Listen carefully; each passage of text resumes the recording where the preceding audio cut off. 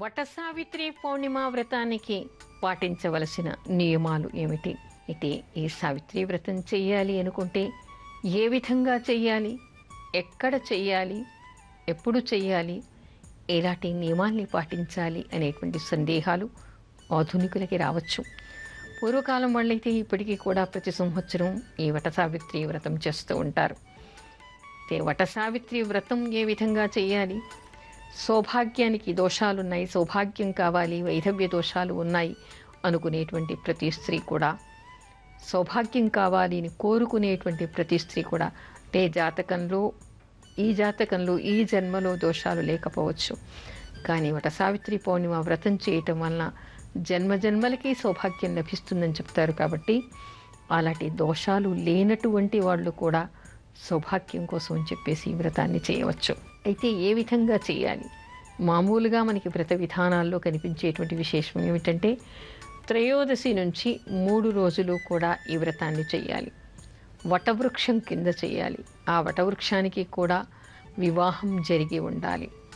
అంటే చాలా పాతకాలమైనటువంటి పెద్ద చెట్టు అయి ఉండాలి. అది పవిత్రమైనటువంటి స్థలంలో అది ఉండాలి. ఏ అడవిలోనో ఎక్కడో మనకి మామూలుగా మలమూత్ర విసర్జనలు చేసేటువంటి చోట వీధుల్లో ఉండేటువంటి చెట్టు కాకుండా పవిత్రమైనటువంటి స్థలంలో, పూజకి అనువుగా ఉండేటువంటి స్థలంలో లేదా దేవాలయాల్లో ఉండేటువంటి వటవృక్షం కింద ఈ వ్రతాన్ని చేయాలి. ఇది సాధారణంగా సామూహికంగా ఈ వ్రతాన్ని చేస్తారు. ఇది కర్ణాటకలోను, ఆ తర్వాత మహారాష్ట్రలోను, తర్వాత మనకి తెలుగునాట కూడా చాలా చోట్ల ఈ వ్రతం చేయటం తెలుస్తోంది. అయితే వ్రతం చేసేటువంటి వాళ్ళు 3 రోజులు కూడా, అంటే దీక్షగా వేరే విధానంగా చెయ్యాలి అని అనుకుంటే త్రయోదశి నుంచి 3 రోజులు కూడా వాళ్ళు ఉపవాస వ్రతం చేయాలి.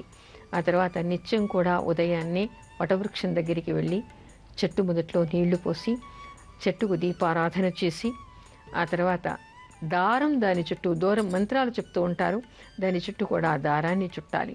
పౌర్ణిమ రోజు ఉదయాన్నే తలస్నానం చేసి చెట్టు దగ్గరికి వచ్చి అక్కడ బ్రాహ్మడు విధి విధానాన్ని, కథా సంకల్పం, కల్పం అన్నీ ఉంటాయి, అవన్నీ కూడా చెప్తాడు.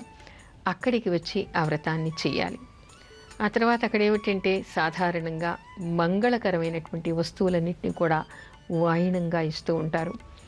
తండుల దానం, ఒక వెదురు పుట్టలో బియ్యం, క్షితి లేని అంటే నూకలు లేనటువంటివి, రాళ్ళు లేనటువంటి బియ్యాన్ని పోసి మంగళకరమైనటువంటి వస్తువులన్నీ అందులో పెట్టి, అమృత ఫలాలని చెప్పేసి ఖర్జూర ఫలాలని అందులో పెట్టి దానం చేస్తూ ఉంటారు. మంగళకరమైనటువంటి వస్తువులంటే అద్దము, దువ్వెన, నల్ల పూసలు, గాజులు, పసుపు, కుంకుమ, ఇలాంటి మంగళకరమైనటువంటి ద్రవ్యాలన్నీ, వస్తువులన్నీ కూడా అందులో పెట్టి ఒకరికి ఒకరు వాయినాలు ఇచ్చుకుంటూ ఉంటారు. అలా ఆ రోజంతా కూడా వ్రతాన్ని చెయ్యాలి. అంటే దీనికి 3 రోజుల ముందే వ్రతం చేసేటువంటి వాళ్ళు, ఈ రోజుల్లో అయితే కేవలం ఒక పౌర్ణిమ రోజే చేస్తూ ఉన్నారు చాలామంది. ఆ రోజంతా కూడా ఉపవసించాలి. బంగారుతో కానీ, వెండితో కానీ, మట్టితో కానీ సావిత్రి సత్యవంతుల విగ్రహాల్ని తయారు చేయాలిట. వాటికి పూజ చేసి పౌర్ణిమ రోజు వటవృక్షం దగ్గర వ్రతం చేసిన తర్వాత ఆ విగ్రహాలకి ఉద్వాసన చెప్పి వాటిని నీళ్లల్లో నిమజ్జనం చేయాలి. కానీ చాలామంది పసుపుతో గౌరీని చేసి పూజ చేస్తూ ఉన్నారు. తర్వాత అక్కడ సావిత్రి సత్యవంతుని ఆవాహన చేస్తూ ఉంటారు.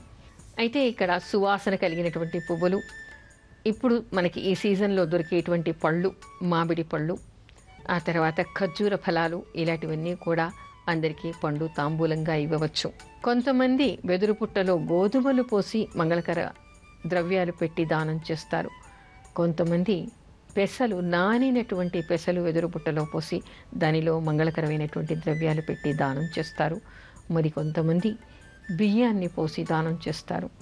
ఏ విధంగా చేసినా కూడా దోషమేమీ లేదు అని ప్రాంతాల వారీగా వారికి వచ్చేటువంటి అలవాటు తప్ప అందులో ఇంకో దోషం కనపడదు. సాధారణంగా ఏమిటంటే బియ్యం దానం చేయటం, గోధుమలు దానం చేయటం, మొలకెత్తినటువంటి పెసలు, మంగళకరమైనటువంటి వస్తువులు దానం చేయటం చాలా ప్రాంతాల్లో కనిపిస్తున్నటువంటి అలవాటు.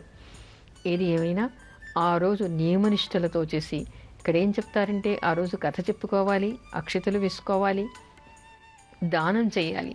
దానం కూడా గొడుగు, తర్వాత నీళ్ల కుంభాన్ని దానం చేయడం, గొడుగును దానం చేయడం, చెప్పులు దానం చేయడం, మంగళకరమైనటువంటి ద్రవ్యాలు పెట్టినటువంటి వెదురు బుట్టని దానం చేయటం, విశేషమైనటువంటివిగా చెప్తారు.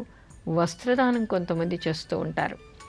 ఆ తర్వాత ఆ రోజంతా కూడా ఉపవసించి పౌర్ణిమ రోజు రాత్రి జాగరణ చేసి సావిత్రి సత్యవంతుల కథను చెప్పుకొని, అంటే ఇక్కడ ఏమిటి అంటే చెప్పేటువంటి విషయం ముఖ్యంగా వ్రతం చేస్తున్నామంటే చాలామందికి ఏమిటి, చెట్టు దగ్గరికి వెళ్ళటం, బ్రాహ్మడు చెప్పినటువంటి కథను వినడం, దీపారాధన చేయడం, ఏదో పువ్వులు అక్షతలు పసుపు కుంకుమ చల్లేయటం, నమస్కారం చేసుకుని వచ్చేయడం చేస్తూ ఉంటారు.